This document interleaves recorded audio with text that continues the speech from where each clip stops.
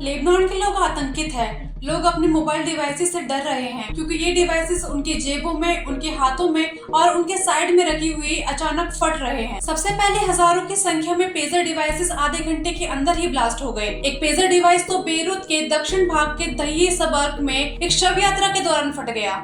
ये शव यात्रा तब शुरू ही हुई थी और बच्चे, औरत और हर उम्र के आदमी वहाँ थे। काफी लोग इस धमाके में घायल हुए। इसी तरह के और भी धमाके लेबनान के शहरों में अलग अलग जगह सुनाई दिए। उस घटना में अभी तक 12 लोगों की मौत हो गई है और लगभग 3000 लोग घायल हो चुके हैं। ऐसी ही दूसरी घटना में लेबनान के बेरूत में रेडियो जॉकी डिवाइसेस अचानक ही ब्लास्ट होने लग गए और इस घटना में भी 20 लोगों के मारे जाने और करीब 400 लोगों के घायल होने की खबर आई है। पेजर ब्लास्ट में मारे गए लोगों में 10 साल की एक बच्ची और ईरान का राजदूत भी शामिल है। दरअसल ये घटना एक ग्रुप विशेष से जुड़े लोगों के साथ हुई है।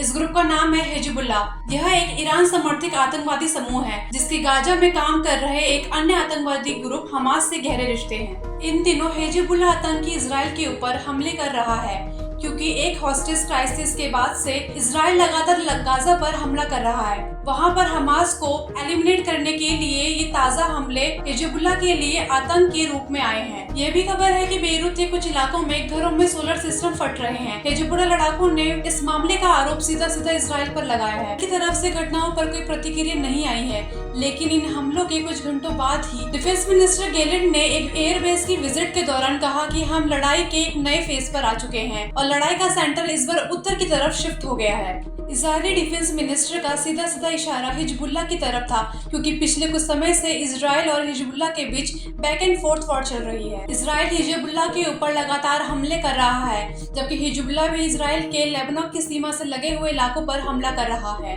हालांकि इजराइल ने इस मामले में कोई टिप्पणी नहीं दी है, लेकिन सबको यह विश्वास है कि हमलों के पीछे मोसाद है और यह उम्मीद भी निकट भविष्य में नहीं है कि इजराइल इस पर कोई टिप्पणी भी देगा।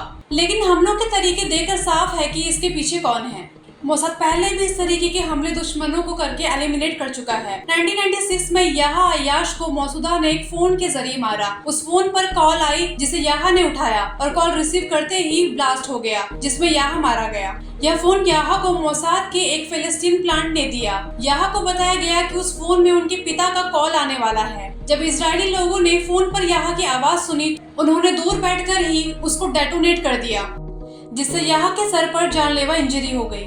इसी तरह लेबनान के ये अटैक भी उत्कृष्ट तकनीकी प्लान का हिस्सा है। सरकारें, यूनाइटेड नेशन और एक्सपर्ट्स इन हमलों की तकनीकी को देखकर अपना सर खुजाने पे मजबूर हैं और कयास लगाया जा रहा है कि हमले किस प्रकार किए हुए होंगे। इसको लेकर 3 थ्योरी चल रही हैं। पहली थ्योरी के अनुसार ऑर्डर किए गए हुए शिपमेंट इजराइल के हाथ लग गए और उन्होंने 3 ग्राम एक्सप्लोजिव एमेंट कर दिया। एक्सप्लोजिव की मात्रा क्योंकि बेहद कम थी, इसीलिए महीनों तक हिजबुल्लाह लड़ाकों को एक्सप्लोजिव का पता ही नहीं चला।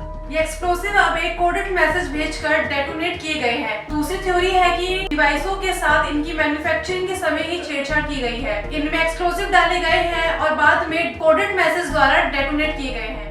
तीसरी थ्योरी है कि कोई फिजिकल छेड़छाड़ इन डिवाइसों के साथ नहीं हुई है, बल्कि इजराइल ने रेडियो फ्रीक्वेंसी और इलेक्ट्रॉनिक सिग्नल के जरिए डिवाइसेस को उड़ा दिया गया है। इसी रहस्य ने लेबनान के हिजबुल्लाह के लड़ाकों को ही नहीं बल्कि आम इंसान की भी नींद उड़ा दी है क्योंकि उनको नहीं पता कि अब कौन सा डिवाइस उनकी मौत का कारण बन जाए। आपको हमारा शो कैसा लगा? लाइक करें, शेयर करें और कमेंट करके बताइए।